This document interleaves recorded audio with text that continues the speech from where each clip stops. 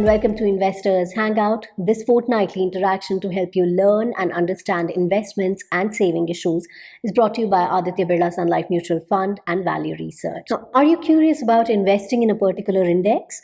Because passively managed funds are low on cost and, they've been outperforming many actively managed funds lately. So, if you want to understand more about them, we are joined by our CEO, Dhirendra Kumar. Welcome, Dhirendra. Thank you. First of all, why do you think the passively managed funds are gaining popularity of late? No, variety of reason. Index funds are gaining popularity. People are finding, people can relate to index. People listen to the news that, Sensex has gone up to 60,000 or whatever, so on and so forth. Then, index has done relatively well. Last 3-4 years has been great time for the index. The index heavyweights have performed very well, and that is why the returns. Third is that index is being talked about. Index funds are being talked about so much more because employee provident funds started investing in Indian markets, and they chose the index as a vehicle to invest. So it became, in the shortest period time, it has become India's largest fund, and it has done well. And because it has done well, so many of the actively managed large cap funds, which was a very popular category, they are finding it difficult to beat them. They have found it difficult to beat them in the recent years. That apart, the case being built that they are low cost, predictable, people can relate to it. So that is adding to it, and there is a supply of that. You can invest in index funds. So that is why they are gaining traction. But do you think there is a strong enough case for index funds? Don't worry about that. I don't know. My views don't matter, because if I have some view that index funds are better or actively managed funds are better, I will be proven right or wrong only after 5 years, 10 years. And I don't know whether I'll be right or wrong. So there is no point predicting it. The most important thing is that most Indians do not invest in equity. Yeah. And there are different ways of investing in equity. Whether you invest in an actively managed fund, or you invest in a index fund, or you invest in a aggressive hybrid fund, which will actually be a steadier take on growth, or whether you are investing in a tax saving fund, which will be an actively managed fund with a lock-in period, which gets you a tax advantage. Invest your long-term money in equity. Choose any vehicle. Make sure you are investing regularly, steadily, not at one go. Otherwise, you'll panic. And if these two things, and don't panic. If you are investing your 5 years money, 10 years money, then what is happening right now doesn't matter, because equity is very dangerous if you invest for the short term. If you invest for 5 years, 10 years time period, it is least risky and it's the most rewarding. So, because interest rates have come down, equity is the only hope for common investors. Equity has become accessible. With simple SIP, you can get started and carry on. So, don't get into this academic debate or intellectual debate of active, passive, hybrid. Get going. Being there, being regular, investing your long-term money, and don't panic. You'll be well off. Another very commonly asked question is, which index should one invest in? Like, there are domestic indices, there are funds investing in tracking international indices. So how should one go about it? Oh yes, index funds were supposed to simplify things, or mutual funds were supposed to simplify investors, common investors' life by simplifying investment. But I think there are just too many funds, and now we have too many index funds. So that certainly is it makes life difficult which one to choose. But there also, I would say that don't get into the debate. It doesn't matter. You have the choice of investing in an S&P 500 fund. You have the choice of investing in an S&P 500 top 50 fund. Then you have the choice of investing in a NASDAQ 100 fund. Then you have you can invest in a FANG Plus fund, which is made up of 10 biggest stock on NASDAQ, or the largest technology stocks. So these are multiple things available. It doesn't matter. Make sure that you have been able to articulate a plan. You are putting, whether you are mixing a domestic fund, actively managed fund, or a passive fund. Say, I would say that a Nifty fund and a FANG Plus or a NASDAQ or a S&P top 50, that the money there being in 30%, 40%, 50%, and here 50%, that will actually make it a great, very well diversified portfolio. because your money will be spread over 100 stocks. Half of it will be in the abroad, and they are in hugely, greatly competitive businesses. And if you are investing regularly, if you are investing in a vehicle where it is possible to do your SIP, you will be okay. So my suggestion will be, uh, unclutter your mind, unclutter your choice, choose 2 fund, choose 3 fund. End of the story. Divide your money and stick to it. Divide a plan and stick to it. Okay, but when you talk about tracking an international index, which route should one really follow? There are index as well as ETFs of the same fund. So, No, for common investors, I think, in ETFs are relatively lower cost, but ETFs are complicated. The way you buy ETFs is the way you buy stocks. You go to the market, you open an account, and then in your demat account it will be visible, and then you make a purchase order, and then you can give a limit order or a market order, and then your ability to buy it depending on the demand and supply in the market. Many a times these ETFs are also relatively inefficient, because sometimes they are available at price higher, which is higher than the NAV. Sometimes when the price is lower than the NAV, so you don't know at what price are you buying. Investors are very comfortable, and they are used to buying mutual funds the way you give a standing instruction that give me 10,000 rupee worth of this fund on 1st of every month, 7th of every month. Do your SIP, and if you do it for any time period of 3 years and more, it doesn't matter. Even if you go wrong or right with little bit difference, it won't make a difference. And many of the open-end funds, at least the domestic open-end funds, we don't need to consider ETF. I think individual investors don't need to, because it complicates things, and even the open-end large index funds are also very low cost. okay, and what about fund of funds investing in ETFs? Fund of fund is actually the open-end fund I'm referring to, because you investors need a simple vehicle. If you have to invest in a vehicle where it is dependent on the supply and demand in the market, some days, some months, some weeks you will buy it at price higher than NAV. Some days or some weeks you will buy it at lower than NAV, and many a times the fact that you have to go ahead and buy it, you can't give a standing instruction. The whole magic of automating your investment, when you give an instruction and it carries on for 3 years, 5 years, then the magic happens. And if you have to really work little bit every month for that magic to happen, many months you will miss out. Are there any passive funds on the fixed income side as well? There are, but these are early days. The difference between an equity fund, equity index fund, and a debt index fund is that there are debt index, but unlike equity, where you buy shares and they are for perpetuity, they continue till the company exists. In case of debt, the design of debt is that it will expire, it will mature. So index can have a debt, but that debt will have a defined life. It will mature, it will expire. So how do you create an index? If you have an index and a part of it, there could be a bond, and a bond will be expiring in 2027. So after 2027, 2027, something has to substitute that. So mounting a debt index, depending on the liquidity, and our debt markets are not very liquid. In case of equity, at least they are liquid enough so that you can buy or sell something, or something is bought and sold every day. That is not the case in case of debt fund. In case of the underlying debt, there may not be an active market for the debt. So early days, and I don't see it evolving very rapidly. Okay, so for the time being, one should hold back. Yeah, debt funds, I don't think, we are, the underlying market is ready for anybody to mount a debt fund, debt index fund. Time now to move on to our viewers' questions. The first one has been sent in by Ashish Jain. He wants to know, how do smart beta ETFs and quant-based funds compare with plain index-based ETFs and funds? Are they more promising? Depends. I don't think they're more promising or less promising.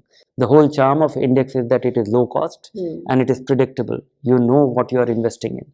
And the actively managed fund is, you are going by the reputation of the fund manager, that okay, he's a brilliant guy and he will behave like this in this kind of market, he'll behave like this in this kind of market if he's in long enough history. In case of smart beta, there is basically a formula. There is a design that, okay, we have designed a formula so that we will not get indisciplined, because an active manager will make a judgment about the state of the market and state of the company, his choices. In case of this, the actively managed and the quant-based fund, there is basically a formula that we will keep doing this irrespective, and that is how we will win.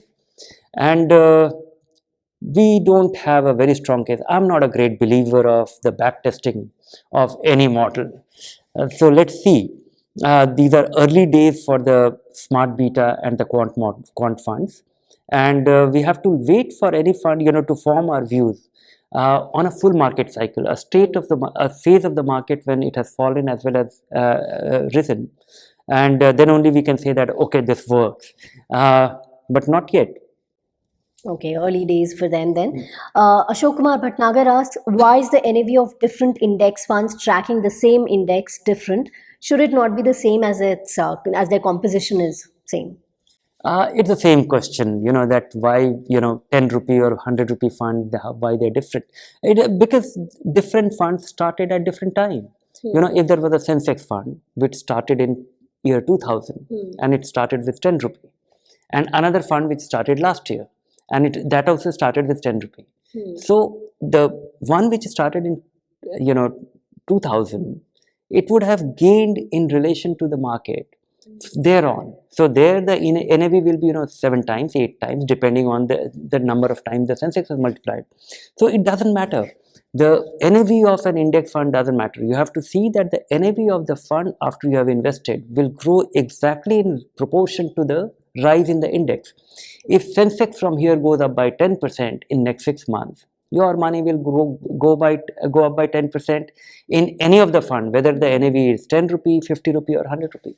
All right, now Ravi Kokate wants to know, for a horizon of over 10 years, which is more suitable, index fund, ETF or an actively managed fund? Also, how much difference does the expense ratio make over a horizon of 10 years? I would say that, right now, if you are investing in a large cap fund, index funds will be a better choice. Index fund will be a superior choice. For individual investors, I discourage them to invest in an ETF simply because it is not user friendly. If you can do it, nothing like it, but it's not user friendly because you have to depend on the state of the market, look at the efficiency, look at the NAV, look at the price, and then execute an order. Mutual funds, the open-end fund framework, the design is very convenient. You give a standing instruction that buy me this 10,000 rupee worth of units on 10th of every month, or 25,000 rupee worth of units on 15th of every month, or third Monday, and so on and so forth. So that simplicity of execution is very easy. So if you're investing in a large cap fund, invest in an index fund. If you are looking at the multi-cap, a fund which invests all over the market in large caps, mid caps, small caps, we don't have, right now we have credible options only in the large cap universe. The mid cap and the small cap universe funds, index fund options are not proven yet. But I would say that over a period of time, as and when they become relatively, proven, consider them. But right now, I would say that I still believe in the flexi-cap fund. I still believe in the flexi-cap fund where the fund manager, and over a 10-year period, if you can actually spot or look for a relatively lower expense flexi-cap fund, because expense matters. That is another part of his question. Everything else being equal, expense is the only differentiator. If, I run a fund and it goes up by 50%. If you run a fund and it goes up by 50%. If I charge 2%, you charge 1%, you will be better. So it's as simple as this. Everything else being equal, expense will reduce your return. So look for the lower cost option. And actively managed fund, getting the full exposure to the market and looking for a credible one, because we don't have the alternative yet. All right. The next question has been sent in by Aniket Agnihotri. He asks, while selecting two funds in the same category, is it fine to check how much does their portfolio overlap, and then choose the funds with an overlapping portfolio of less than 20%? Also, are there any other parameters that he should consider? He wants to know. No, I think, the most important thing before choosing a fund is that, is it the appropriate fund for you? If you're a new investor, you should not be investing in a small cap fund. You should not be investing in an all equity fund. If you're a very scared investor, you should start with a hybrid aggressive fund to begin with. Then comes, should you be investing in any fund? Then which kind of fund should you be investing? Then the next choice is that how do you build a portfolio? If you want to keep it simple, choose a flexi cap fund. And if it is a small amount of money, choose one. If there's a large amount of money, then you should spread it over 2 funds. Then as it becomes even bigger, spread it over 3 funds, so that you are not dependent on the skill or a fund manager going out of favor. If some fund manager stops performing well, all your money will not be dependent on him. So you are spreading your risk over 3 people instead of 1. But you do it only when your stakes become high. You don't do it when the stakes are very small. You shouldn't be doing with your 500 rupee, 5,000 rupee or 20,000 rupee. But once your accumulation actually becomes 20 lakh rupees, then by all means do that. Then comes how to actually build a portfolio. There are 2 ways of building a portfolio in a very simple way. One is that you divide your money into large cap, mid cap, small cap and an international fund yourself. Or you choose a fund which will do everything for you. And there are funds which are able to do all these things for you, which is a flexi cap fund which also invests abroad. Or you can invest in a flexi cap fund which can with an added international fund. Or you can buy an index fund for the large cap exposure, buy a mid cap and a small cap fund yourself and an international fund yourself. So these are different ways. And if you're looking at these funds, maybe as the stakes become bigger, don't have too many funds. Because if you have too many funds, then it is better to have an index fund, because you will have, if by having too many funds, you end up having an average return or, money spread in such a manner that you get your money is like that of an index fund, but you are bearing the cost of a actively managed fund. So reduce your cost by all means. So that's a way to look at it. These are different ways of building your portfolios, and choosing the path, I will always try to keep it simple. Fine. Now, Siddhartha Shivam wants to know if the large and mid cap category is better than the large cap category as it has a bigger universe, and what portion of the portfolio should one invest in them?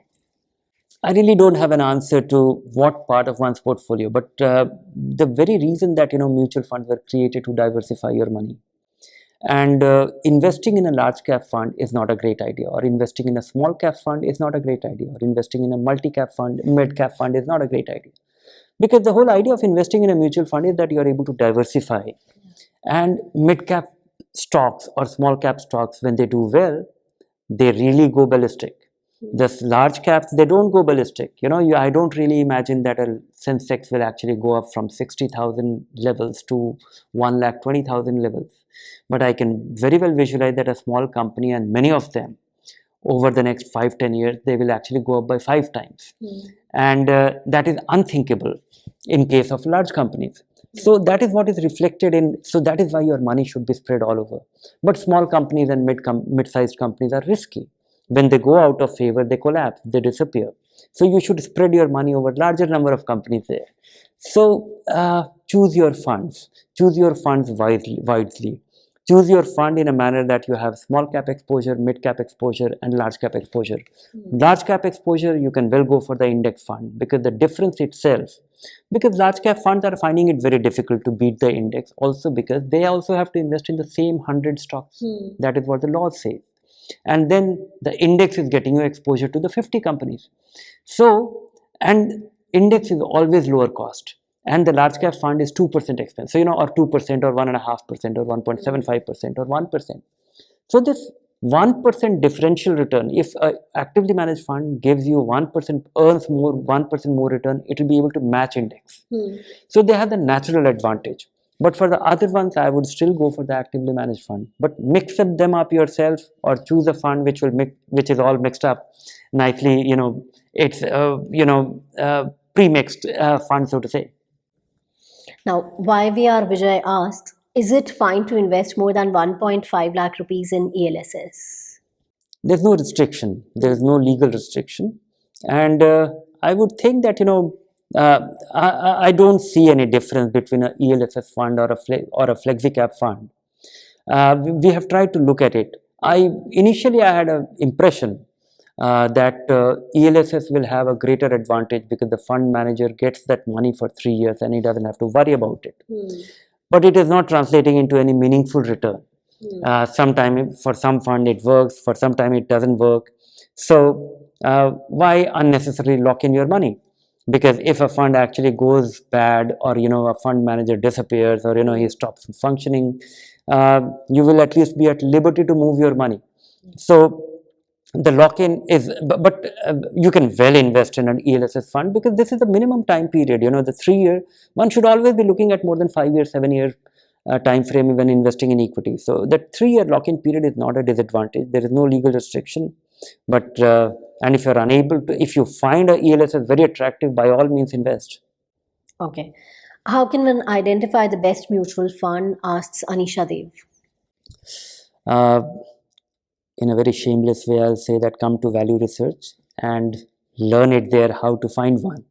And broadly speaking, there are different ways of finding the best mutual fund for equity as well as debt, or even the hybrid ones. And which one is appropriate for you is guided by your needs, your preferences. It is not dependent on Value Research or any expert or anybody outside of you. Equity fund, I would look at three things. One is how the fund has done in a rising as well as falling market. Second is the fund manager still around, and is it really lower cost compared to other funds of the same category? If these three things are relatively better off, and you will get all this information at Value Research Online. The starting point should be looking at good long-term returns, and then looking at these three parameters. When looking at fixed income fund, I would like to caution investors here. The best fund is not the fund, which may not be the fund which is the best performing fund in the recent past. Reason being, the best performing debt fund might be assuming risk which you may not be aware of, or which may not be visible now, and it can actually visit you one day after you have invested, and that is when your money will get stuck. So don't get attracted to the debt fund which is the best performing fund in the category. Look at the fund which has been relatively more consistent.